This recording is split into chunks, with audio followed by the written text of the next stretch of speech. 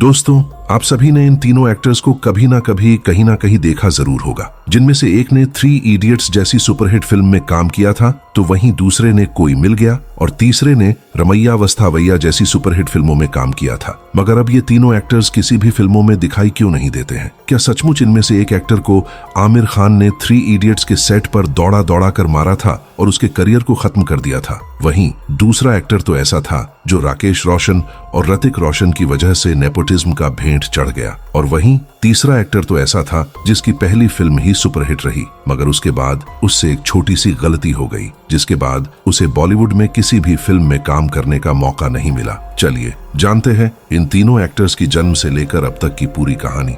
Number 1।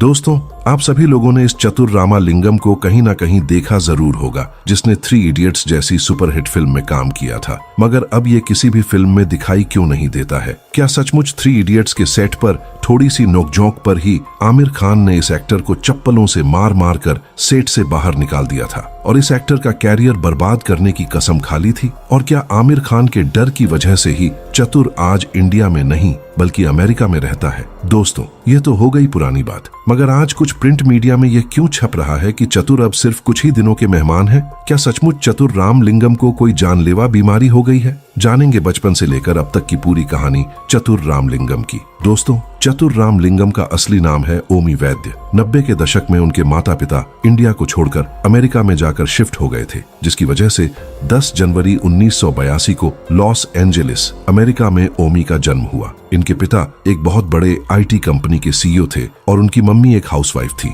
घर में पैसों की कमी न होने की वजह से ओमी का एडमिशन लॉस एंजेलिस के सबसे बड़े प्राइवेट स्कूल में उनके पिताजी ने कराया था, जहां पर हर चीज की व्यवस्था थी। हर छोटे से बड़े फील्ड की अलग अलग क्लासेस चला करती थी। बचपन से ही ओमी पढ़ाई में बहुत ही ज्यादा कमजोर थे। वह कई बार कई सब्जेक्ट में फेल भी हो जाया करते थे। पढ़ाई के साथ साथ उनका मन खेलकूद में भी नहीं लगता था। जब भी स्कूल में स्पोर्ट्स डे हुआ करता था, तब ओमी भी एक टीम में हुआ करते थे और वो टीम हर 4 बार हार जाया करती थी, क्योंकि ये इतना खराब खेलते थे कि इनकी वजह से पूरे टीम का स्कोर ही गिर जाता था। इसके बाद उनके दोस्त इनको बहुत ही ज्यादा गालियां भी दिया करते थे। मगर दोस्तों, ओमी बचपन से ही एक चीज में बहुत ही ज्यादा अच्छे थे और वो थी एक्टिंग। बचपन से ही स्कूल में जब भी कोई भी ड्रामा कंपटीशन हुआ करता था, तब यह उसमें बढ़ चढ़कर हिस्सा लिया करते थे। ओमी ड्रामा और मिमिक्री बहुत ही अच्छा किया करते थे, जिसकी वजह से उन्हें स्कूल की तरफ से कई बार मेडल भी मिलते थे। दोस्तों, ओमी का फोकस बचपन से ही क्लियर था कि उन्हें आगे चलकर एक्टर बनना है, जिसकी वजह से उन्होंने 10वीं के बाद आर्ट्स एंड फिल्म टेक्नोलॉजी से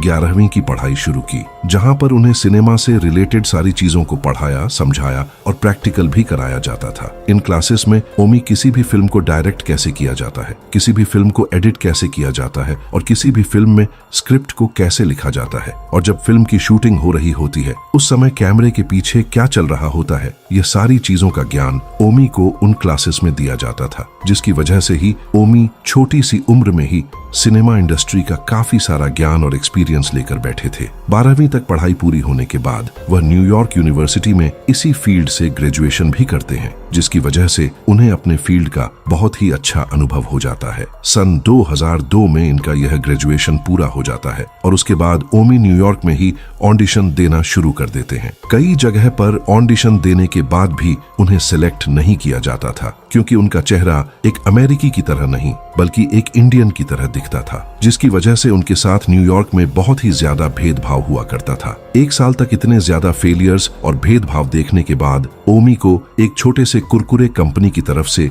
एक टीवी एड करने का मौका मिलता है, जिसमें वह खुशी खुशी काम करते हैं। उसके बाद वह फिर से काम ढूंढने के लिए न्यूयॉर्क में ऑडिशन देना शुरू कर देते हैं, मगर उन्हें कहीं भी फिर से काम नहीं मिलता है। मगर दोबारा जिस कंपनी का उन्होंने कुरकुरे का एड किया था, उसने उन्हें फिर से बुलाकर एक और एड शूट कराया, जिसकी वजह से इन्हें कैमरे पर कैसे काम किया जाता है इसका काफी ज्यादा एक्सपीरियंस मिला। इसके अगले साल सन 2005 में उन्हें अमेरिका के एक बहुत बड़े शो जिसका नाम अरेस्टेड डेवलपमेंट था, उसमें एक छोटा सा साइड रोल करने का मौका मिला। ये रोल सिर्फ 3 सेकंड का ही था, मगर ओमी को खुशी इस बात की थी कि उन्होंने अमेरिका के सबसे बड़े टीवी शो में काम किया है, जिसकी वजह से उन्हें काफी एक्सपीरियंस भी हुआ कि बड़े बड़े डायरेक्टर्स और एक्टर्स के साथ काम कैसे किया जाता है। इसके अगले साल सन 2006 में उन्हें एक और टीवी शो में काम करने का मौका मिला, जिसका नाम था दी ऑफिस।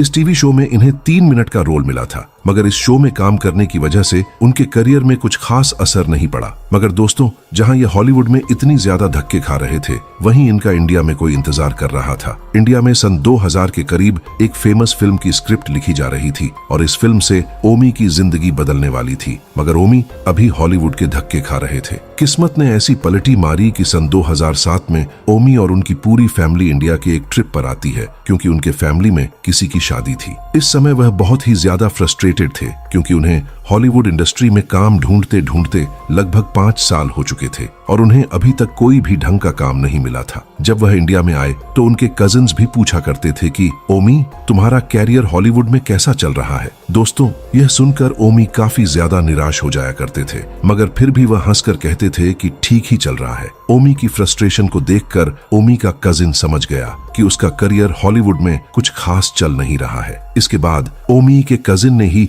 ओमी को एक एडवाइस दी। उसने कहा कि तुम हॉलीवुड में तो इतना ज्यादा स्ट्रगल कर रहे हो, एक बार बॉलीवुड में भी थोड़ा काम करके देखो, क्या पता तुम्हारी किस्मत यहीं पर लिखी हो। दोस्तों, ओमी सोचते हैं कि आइडिया कोई बुरा नहीं है, एक बार ट्राई करके देखना चाहिए। मगर थोड़ी देर सोच विचार करने के बाद ओमी रुक जाते हैं। वह सोचने लगते हैं कि मुझे तो हिंदी ढंग से बोलने और पढ़ने आती ही नहीं है और बॉलीवुड की सारी फिल्में हिंदी में ही बनती हैं। मगर फिर भी ओमी चले जाते हैं एक फिल्म की ऑडिशन के लिए और वह फिल्म थी 3 इडियट्स। ओमी वहां पर बहुत ही ज्यादा एक्सपेक्टेशन लेकर नहीं गए थे। एक छोटे से सेट पर ही उनका साइड में ऑडिशन ले लिया जाता है और उसको कैमरे से रिकॉर्ड कर लिया जाता है। बाद में 3-4 दिन बाद उस क्लिप को राजकुमार हिरानी के सामने पेश किया जाता है, जो 3 इडियट्स फिल्म के डायरेक्टर थे। ऑडिशन देकर जब वह घर लौट रहे थे, तब उन्हें बिल्कुल भी नहीं लगा था कि वह इस फिल्म में सिलेक्ट हो पाएंगे, क्योंकि दोस्तों, ऑडिशन के दौरान वह अपनी स्क्रिप्ट्स को भूल जाया करते थे और ठीक से हिंदी न बोलने की वजह से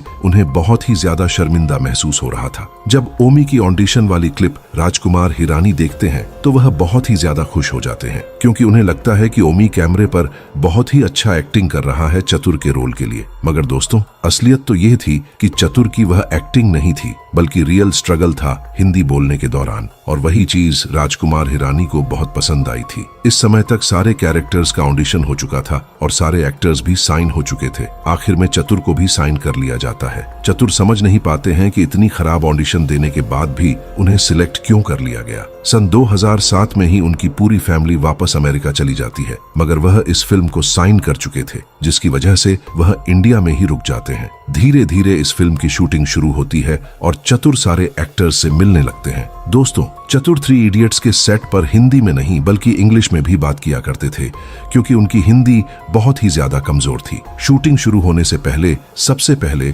ओमी को स्क्रिप्ट दे दी जाती थी, क्योंकि ओमी बहुत धीरे धीरे हिंदी पढ़ पाते थे। कई बार तो राजकुमार हिरानी भी उनको हिंदी पढ़ने में मदद किया करते थे। मगर दोस्तों, आमिर खान अपने एक इंटरव्यू में बताते हैं कि जब भी चतुर सेट पर आया करता था, तब राजकुमार हिरानी उसे किसी से भी मिलने नहीं दिया करते थे, क्योंकि उनका यह मानना था कि जब भी यह किसी भी ग्रुप से मिलते हैं तो वह उसकी हिंदी सुधारने के पीछे लग जाते हैं। मगर राजकुमार हिरानी यह नहीं चाहते थे कि चतुर की हिंदी सुधर जाए, क्योंकि वही एक की एलिमेंट था जिसकी वजह से ओमी को फिल्म में रोल मिला था। आमिर खान अपने इंटरव्यू में यह भी बताते हैं कि जब चतुर रामलिंगम का वह आइकॉनिक भाषण वाला सीन शूट हो रहा था, तो सेट पर जितने भी लोग थे वह हंसते हंसते लोटपोट हो जाया करते थे। यहाँ तक कि कई बार कैमरामैन से भी हंसी कंट्रोल नहीं होती थी, जिसकी वजह से पूरा कैमरा हिल जाता था और कई कट्स में उस सीन को शूट करना पड़ा। दोस्तों, इस फिल्म की शूटिंग के दौरान आमिर खान और ओमी वेद की बॉन्डिंग काफी अच्छी बन चुकी थी। सेट पर जितने भी लोग थे वह सारे लोग ओमी को उनकी आवाज की वजह से बहुत पसंद किया करते थे। धीरे धीरे शूटिंग खत्म हुई और 25 दिसंबर सन 2009 को 3 इडियट्स मूवी को रिलीज कर दिया गया। जैसे ही यह फिल्म रिलीज हुई, इसने उस समय के सारे रिकॉर्ड्स तोड़ दिए। ये भारत की पहली ऐसी फिल्म बनी जिसने 100 करोड़ रुपए कमाए थे। दोस्तों, इस फिल्म के रिलीज होने के बाद सबसे ज्यादा फेम न तो आमिर खान को मिली, न आर माधवन को और न ही शर्मन जोशी को, बल्कि सबसे ज्यादा फेम मिली चतुर रामलिंगम को, जिसका कैरेक्टर ओमी वैद्य ने निभाया था। रातों रात ओमी इंडिया में फेमस हो गए। जहां वह हॉलीवुड में दर दर की ठोकरें खा रहे थे, वहीं अचानक से बॉलीवुड में वह एक सुपरस्टार बन चुके थे। लोग और फैंस जहां भी उनको देखते थे, उन्हें कोई भी ओमी के नाम से नहीं बल्कि चतुर या फिर साइलेंसर के नाम से ही पुकारा करते थे। यहाँ तक कि रास्ते में चलते लोग भी उन्हें रोककर उनके साथ फोटो खिंचवाने लगे थे। वह इतने फेमस हो गए थे कि उस समय के बिग बॉस सीजन 4 में उन्हें गेस्ट के रूप में इनवाइट किया गया था। इस फिल्म की मैसिव सक्सेस को देखकर फिल्म क्रिटिक्स ने ओमी वैद्य को आईफा अवार्ड से नवाजा। दोस्तों, उस समय ओमी वैद्य इतने फेमस हो गए थे कि कुछ मीडिया वाले टीआरपी गेन करने के लिए ओमी वैद्य और आमिर खान की एक फोटो वायरल कर देते हैं, जिसमें यह दिखाई दे रहा था कि आमिर खान अपने चप्पलों से ओमी वैद्य को मारकर सेट से बाहर निकाल रहे हैं। मगर दोस्तों, कुछ समय बाद ही ओमी वैद्य एक इंटरव्यू में आकर इस चीज को स्पष्ट करते हैं और कहते हैं कि यह सारी इमेजेस जो सोशल मीडिया और टीवी पर वायरल हो रही हैं, वह सारी फोटोशॉप से एडिट की गई तस्वीरें हैं। इसके बाद उन मीडिया चैनलों की बहुत निंदा की जाती है और कुछ लोग उन चैनलों को बैन करने तक की बातें भी करते हैं। इस फिल्म की इतनी मैसिव सक्सेस होने के बाद 26 साल की उम्र में ओमी वैद्य मीना पटेल से शादी कर लेते हैं। मीना पटेल भी उस समय वहीं रहने वाली एक भारतीय थी। इस फिल्म के रिलीज होने के बाद सबको यही लग रहा था कि ओमी वैद्य अगले जॉनी लीवर बनने वाले हैं। 3 इडियट्स मूवी रिलीज होने के बाद ओमी के पास फिल्मों की लाइन लग गई थी, जहां हॉलीवुड में उन्हें खुद ऑडिशन देकर फिल्म के लिए अप्लाई करना पड़ता था, वहीं बॉलीवुड में उनके लिए फिल्मों की लाइन लग गई थी। उन्होंने सन 2011 में दिल तो बच्चा है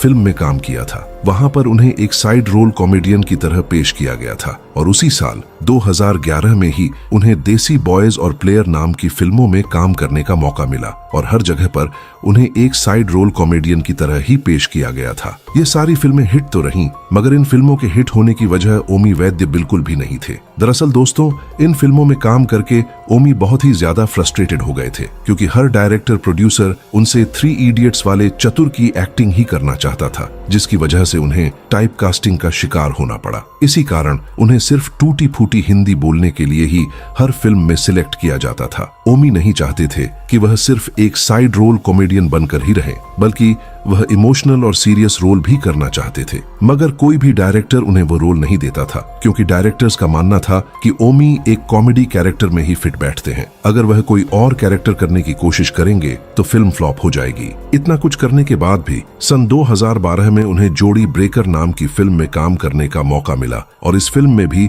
वही काम था, टूटी फूटी इंग्लिश बोलना। इसके बाद ओमी बहुत ही ज्यादा निराश हो गए। वह सोचने लगे कि क्या मुझे अब बॉलीवुड छोड़कर हॉलीवुड की तरफ चले जाना चाहिए। फिर सन 2013 में उन्हें छोटा भीम कार्टून के कई सारे एपिसोड्स में अपनी आवाज देने का मौका मिला, जिसमें उन्होंने बखूबी हिस्सा लिया। इसके बाद 2014 में उन्होंने अपने पैसे से एक छोटी सी डॉक्यूमेंट्री बनाई ताकि अपने कैरेक्टर को वह ऑडियंस के बीच स्विच कर सके। मगर दोस्तों, वह डॉक्यूमेंट्री बहुत ही बुरी तरह से इंडिया में फ्लॉप हो गई, जिसकी वजह से ओमी बहुत ही ज्यादा निराश हो गई और उन्होंने इंडिया छोड़कर वापस हॉलीवुड की तरफ जाने का फैसला किया। मगर हॉलीवुड में भी जाने के बाद उनका स्ट्रगल खत्म नहीं हुआ। वहां पर उनका स्टेटस और भी ज्यादा कठिन हो गया, क्योंकि हॉलीवुड में उन्हें कोई जानता नहीं था और इंडियन होने की वजह से उनके साथ कई तरह का भेदभाव भी किया जाता था। अब सवाल यह पैदा होता है कि आखिर ओमी इस समय क्या कर रहे हैं? क्या उनको सचमुच कोई जानलेवा बीमारी हो चुकी है? चलिए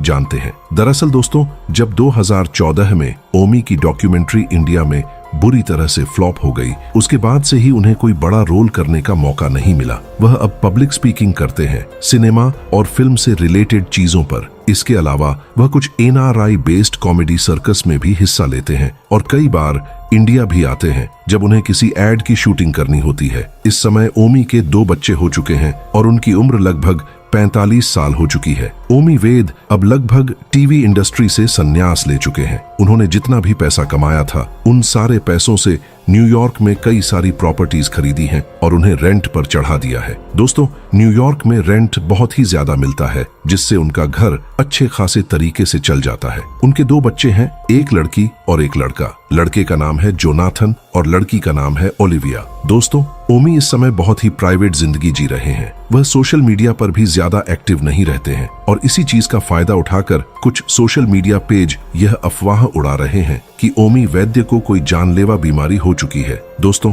इन खबरों में कितनी सच्चाई है यह किसी को भी नहीं पता, क्योंकि ओमी वैद्य अब लगभग इंडस्ट्री से संन्यास ले चुके हैं। दोस्त नंबर 2, आज हम जिस बॉलीवुड एक्टर की बात कर रहे हैं उसे आप उसके नाम से शायद ही पहचान पाएं, लेकिन फिल्म रमैया वस्तावैया के लीड रोल का जिक्र होते ही आपको राम के किरदार का वह खुशमिजाज चेहरा और नटखट अंदाज जरूर याद आ जाएगा, जिसका नाम है गिरीश कुमार, जिसकी एकमात्र चर्चित फिल्म बॉक्स ऑफिस पर फ्लॉप रही। लेकिन जब इस फिल्म को टीवी पे दिखाया गया तो मानो ये फिल्म हर किसी ने देखी, लेकिन ऑफिशियली ये फिल्म फ्लॉप रही। लेकिन टीवी पे ये फिल्म सुपर डुपर हिट रही और इस फिल्म के गाने जैसे जीने लगा हूं जैसे हिट गानों ने इस चेहरे को कभी न भूलने वाली पहचान दी।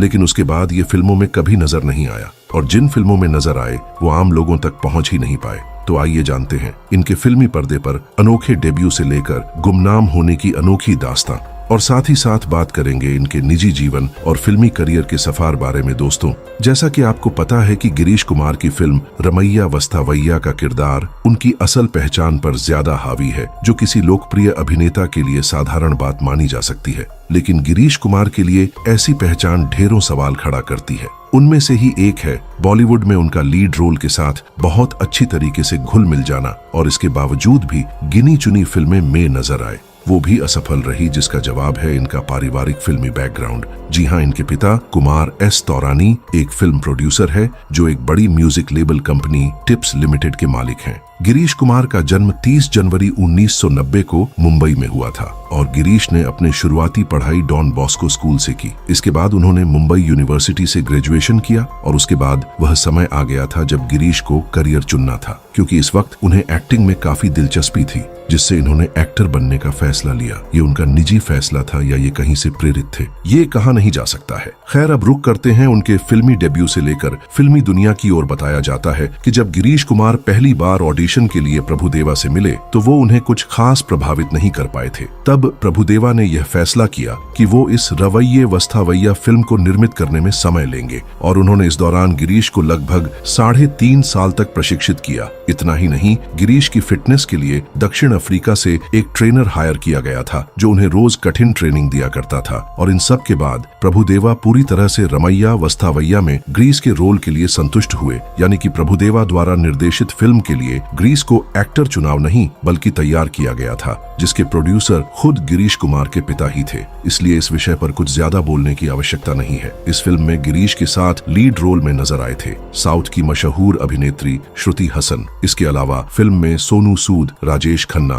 रणधीर कपूर, सतीश शाह और पूनम ढिल्लों जैसे दिग्गज कलाकारों के भी बड़े पात्र थे। दैनिक फिल्म निर्माता ने अपनी तरफ से कोई कसर नहीं छोड़ी थी। बावजूद इसके फिल्म बॉक्स ऑफिस पर कुछ खास नहीं कर पाई। 2013 में रिलीज यह फिल्म रमैया वस्तावैया भले ही सफल नहीं रही हो, लेकिन इस फिल्म में ग्रीस की एक्टिंग को खराब भी नहीं कहा जा सकता था, जिसके लिए उन्हें उस साल का बेस्ट डेब्यू अवार्ड दिया गया था, जो कि कोई नई और आश्चर्यजनक बात नहीं है, बल्कि बॉलीवुड अवार्ड की परंपरा के अनुसार ही है। चूंकि ये गिरीश की पहली फिल्म थी जिसे उन्होंने आगे अपनी कोशिशों को जारी रखा और साल 2016 में गिरीश नवनीत कौर ढिल्लों के साथ एक रोमांटिक कॉमेडी लव सुधा में दिखाई दिए थे। दोस्तों, अगर आप इस वीडियो के इस हिस्से तक आ ही गए हैं तो इस वीडियो को लाइक करके चैनल को सब्सक्राइब जरूर कर दीजिएगा। लव सुधा भी उनके पिता की कंपनी टिप्स प्राइवेट लिमिटेड के बैनर तले ही बनाई गई थी, जिसमें उन्होंने गौरव की भूमिका निभाई है। फिल्म में उनकी एक्टिंग को कुछ लोगों द्वारा बहुत सराहत गया था, लेकिन ये फिल्म फ्लॉप हो गई। ये फिल्म उनके लीड रोल के करियर की आखिरी फिल्म बन गई। इसके अलावा उन्होंने मैंगो पीपल और दबंग 3 में भी छोटे मोटे किरदार किया। और अगर बात करें उनके मौजूदा बॉलीवुड में उनकी सक्रियता की, तो फिलहाल वो किसी अपकमिंग फिल्म में दिखने नहीं वाले हैं, जिससे बॉलीवुड में उनके अभिनय का कोई भविष्य नहीं दिख रहा है। इसलिए इन दोनों फिल्मों को ही उनके करियर का आगाज और अंत कहा जा सकता है और अब यह माना जाता है कि वह अपने पिता की ही कंपनी में काम करते हैं। इसके अलावा गिरीश कुमार की निजी जिंदगी भी समय पर समय मीडिया में सुर्खियां लेती रही। उन्होंने साल 2017 को अपनी सीक्रेट शादी का खुलासा करके सबको चौंका दिया। गिरीश ने अपनी बचपन की दोस्त कृष्ण आडवाणी के साथ इससे 1 साल पहले यानी कि 2016 में शादी कर ली थी। दोस्तों, यहाँ हम किसी को भी क्रिटिसाइज नहीं करना चाहता है, लेकिन यहाँ ये तो स्पष्ट हो जाता है कि आज बॉलीवुड भी उन्हें स्वीकारता है जो दर्शकों के दिल में जगह बना पाते हैं। फिल्म निर्माता या फिर डायरेक्टर का रोल केवल फिल्म निर्माण तक ही सीमित होता है, कुछ ऐसे ही जैसे कभी तेज हवा की वजह से किसी नौसिखिए की पतंग उड़ जाए, लेकिन ऊंचाइयों पर उसे बनाए रखने के लिए पतंग उड़नी आनी चाहिए, वरना पतंग को अर्श से फर्श पर गिरने में ज्यादा वक्त नहीं लगता है। ठीक ऐसा ही कुछ हाल बॉलीवुड में तथाकथित स्टार किड्स का है। और यहाँ पतंग क्या है, हवा क्या है, पतंगबाजी क्या है, ये आप खुद ही समझ सकते हैं। हालांकि यह भी सच है कि हम अपवादों से पीछा नहीं छुड़ा सकते। दोस्त नंबर 3, खूबसूरत चेहरा, लंबी चौड़ी पर्सनालिटी और बढ़िया एक्टिंग। फिल्मों में बतौर नायक काम करने के लिए भला और क्या चाहिए। लेकिन आज हम जिस एक्टर की बात करने जा रहे हैं, उसने इन सारी खूबियों के बावजूद खुद को विलन के रूप में ही पर्दे पर लाने का फैसला किया और अपनी एक अलग पहचान भी बनाई। उस एक्टर का नाम है रजत बेदी। 1 जनवरी 1970 को मुंबई में जन्मे रजत बेदी के पिता नरेंद्र बेदी जी 70 के दशक के मशहूर राइटर, डायरेक्टर और प्रोड्यूसर हुआ करते थे। उस दौर में उन्होंने जवानी दीवानी, खोटे सिक्के और रफू चक्कर जैसी सुपरहिट फिल्मों के अलावा सुपरस्टार राजेश खन्ना के साथ बंधन और महाचैत्य जैसी शानदार फिल्में भी बनाई। रजत बेदी की मां वीणा बेदी भी एक राइटर और कॉस्ट्यूम डिजाइनर हुआ करती थी। उन्होंने 80 के दशक में रिलीज हुई विनोद खन्ना की फिल्म इंसान की स्टोरी लिखी थी, जिसका स्क्रीन प्ले लिखने के साथ निर्देशन किया था नरेंद्र बेदी जी ने। रजत ने अपनी स्कूली शिक्षा मुंबई के जमनाबाई नर्सी स्कूल से पूरी की थी। बेहद ही शानदार व्यक्तित्व के मालिक रजत ने पढ़ाई के बाद मॉडलिंग शुरू कर दी और कई प्रतियोगिताओं में विनर भी रहे। दोस्तों, आपको ये जानकर ताज्जुब होगा कि रजत ने करण अर्जुन और डुप्लीकेट जैसी फिल्मों में शाहरुख खान का बॉडी डबल बनकर बॉलीवुड में प्रवेश किया था। वर्ष 1998 में उन्होंने राजन सिप्पी द्वारा निर्देशित फिल्म 1001 से बतौर अभिनेता शुरुआत की। थ्रिलर और मिस्ट्री जॉनर की इस फिल्म में डिम्पल कपाड़िया, जैकी श्रॉफ और तब्बू जैसे उम्दा एक्टर्स की भरमार थी। इंटरनेशनल खिलाड़ी, जोड़ी नंबर 1, ये दिल आशिकाना, चोर मचाए शोर, जानी दुश्मन, एक अनोखी कहानी, मां तुझे सलाम, रक्त, अक्सर, जाने मन, the hero, partner, D train और बॉर्डर, हिंदुस्तान का आदि जैसी तकरीबन 40 फिल्मों में इन्होंने काम किया। हालांकि रजत को असली पहचान मिली थी राकेश रोशन की फिल्म कोई मिल गया से। वर्ष 2003 में रिलीज हुई इस फिल्म में उन्होंने राज सक्सेना की नकारात्मक भूमिका निभाई थी। इस फिल्म की जबरदस्त कामयाबी के बाद उन्होंने कभी पीछे मुड़कर नहीं देखा। दोस्तों, ज्यादातर फिल्मों में रजत ने मुख्य रूप से एक नकारात्मक किरदार ही निभाए। उनका मानना था कि ऐसे किरदारों में उन्हें अपनी प्रतिभा दिखाने का ज्यादा मौका मिलता है। हिंदी के अलावा रजत ने पंजाबी, तमिल, तेलुगु और कन्नड़ आदि भाषाओं की फिल्मों में भी काम किया है। हालांकि ढेरों फिल्मों में काम करने के बावजूद भी रजत को एक जैसे ही रोल ऑफर हो रहे थे, जिससे रजत को बतौर एक्टर ना तो संतुष्टि मिल रही थी और ना ही अपना सफल भविष्य नजर आ रहा था। इसलिए अचानक ही वे फिल्म लाइन छोड़कर बिजनेस करने कनाडा चले गए और वहीं बस गए। रजत कहते हैं कि दूसरे देश में जाना कोई सुनियोजित फैसला नहीं था। दरअसल वे अपने फिल्मी करियर से खुश नहीं थे। रजत ने कनाडा में क्राफ्ट्समैन हसम कंस्ट्रक्शन लिमिटेड नाम की एक कंस्ट्रक्शन कंपनी शुरू की और कुछ साल वहां काम किया।